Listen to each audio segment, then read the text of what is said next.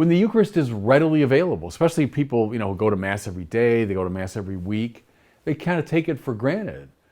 Now that we've been deprived of the Eucharist, or most Catholics have, I think it has awakened in everybody a deeper sense of how much this means to us.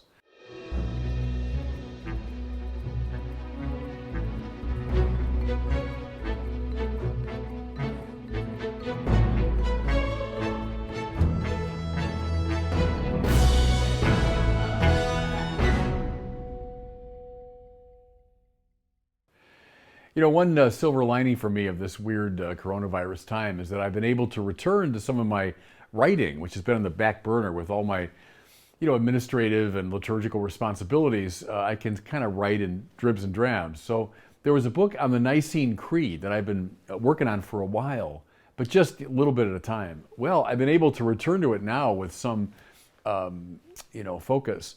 And the section I'm on right now is from the very end of the Creed, when we declare our faith in one holy Catholic and Apostolic Church. So I've been thinking a lot about issues of ecclesiology, to give it its technical term, the theology of the church.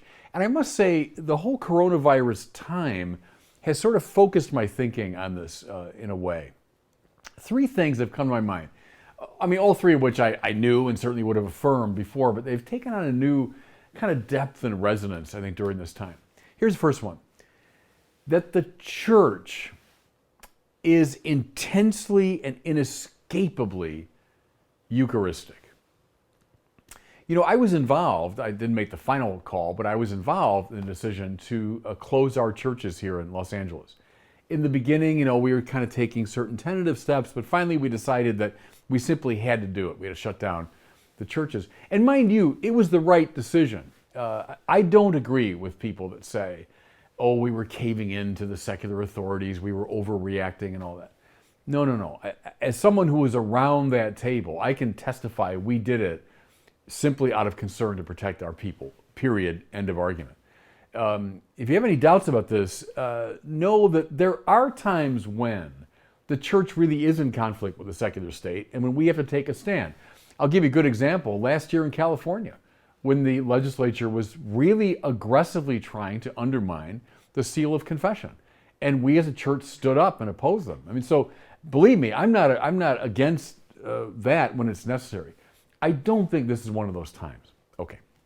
Having said that, it was painful for all of us. You're a priest, you're a bishop. I mean, your life's about the Mass. It's about the Eucharist. It's the source and summit of the Christian life, as Vatican II said. So, of course, it was a painful decision to make. Now, we've responded by, providing online masses, Word on Fire being one of these outlets. I mean, I'm delighted that people from all over the world, in their millions, have tuned into those masses. Terrific. Some priests, have put the Blessed Sacrament up in the window of their rectory, and people come by and they can adore. Others have done things in parking lots with the cars, and fine, good, but none of it is a substitute for the real thing. And that's the point. That's the point. I think what struck a lot of Catholics is precisely this Eucharistic hunger. When the Eucharist is readily available, especially people, who go to Mass every day, they go to Mass every week, they kind of take it for granted. Now that we've been deprived of the Eucharist, or most Catholics have, I think it has awakened in everybody a deeper sense of how much this means to us. And I think that's all to the good. Maybe especially at a time when, as I've said, these studies showing that a lot of Catholics have lost a sense of the real presence. I mean, maybe the Lord in his funny way is saying, okay, I'm going to take this away from you for a while so you can realize how hungry you are for it. So, we're a Eucharistic church. Here's a second insight about ecclesiology that's come to me from this period. The intensely symbiotic relationship between priests and their people. Let me say it again. The symbiotic relationship between priests and their people. Now I say this with great confidence as the regional bishop out here in Santa Barbara. I deal all the time with the pastors, the priests of the parishes in this region. I've been reaching out personally through phone calls. We've had Skype and Zoom conferences. In fact, I think just 2 days ago, I met with all the priests of the region by Zoom. Difficult time for priests, you bet. And, we're discombobulated the way everybody is. But here's my point. What is most difficult for the priests is being cut off from steady contact with their people. Do the people need the priests? Yeah, you bet. For the Eucharist and for the sacraments and for mediating Christ's presence and for counseling and all of that. But what's become so clear to me is how much the priests need the people.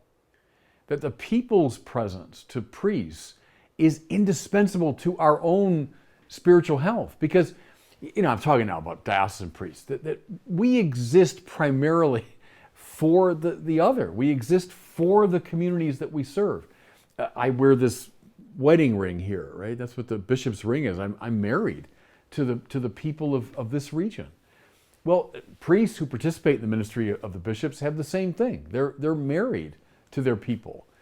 And so the pain that priests have experienced during this time, I think signals to us a really important truth about how the ministerial priesthood and the priesthood of all the faithful relate to each other so impressively and symbiotically. God knows it's been a hard time the last 25 years for priests in our country. I mean, God knows, because of the scandals and all of that. But I don't know, there's something to me about this time that has given a heightened awareness of how important priests and people are to each other. And I think that's all to the good. Here's a third ecclesiological insight that I think has especially come to mind during this time. How intensely incarnational the church is. Now, this goes right back, of course, to Jesus himself. The Word became flesh. There are all kinds of spiritual programs and religions and so on, philosophies, that would urge something like an escape from matter to get to the high spiritual realm, that would denigrate matter and see the spiritual as, so much more important, get away from lowly matter and up to the spiritual. It ain't biblical Christianity, I can tell you that. At the heart of our approach is the incarnation of the Word of God. The Word became flesh. Now, what that looks like ecclesiologically is, up and down the centuries, the church, which is the mystical body of Jesus Christ, continues to be an incarnate reality. The church is not just the collectivity of people who, in the privacy of their individual conscience, are in relationship to a purely abstract, spiritualized ideal. That isn't it. Rather, at the heart of the spiritual life is bread and wine and water and oil and touch and voice and gesture. Think of all the ways the sacraments are incarnational. More to it. Think of the way we gather to worship. It matters immensely that we come together as a mystical body, that we process together, that we gesture together, that we speak and sing together. That's not just decorative whistle and Dixie. I mean, all of that belongs to the very nature of the church, that we are incarnate and embodied. Now, this period we're going through, where we've been compelled, our church is closed, the sacraments are unavailable, we can't gather together as a community, we can't pray and sing and gesture and respond together. It's doing violence to us. And see, there's something salutary about it, because now in our guts, we're realizing how much we need and miss this deeply incarnational faith. If we're ever tempted in the direction of, it's just me and my privacy dealing with God, I think I've said before, one of the worst definitions of religion ever offered by a major figure is Alfred North Whitehead, whom I admire in many ways, but he said religion is what human beings do with their privacy. And I've always thought, what a dumb definition of religion. It's almost on the contrary, that there's something so public and embodied about our religiosity. And I think this period might just remind us of that. So what I would say is to Catholics going through this, painful time, we could just kind of shake our fist at it and say, well, what a terrible time we're going through. Or maybe in our very hunger for these things, we could realize how deeply Eucharistic we are, how deeply symbiotic we are in the relation between priests and people, how deeply incarnational we are. And let your hunger lead you to these deep truths.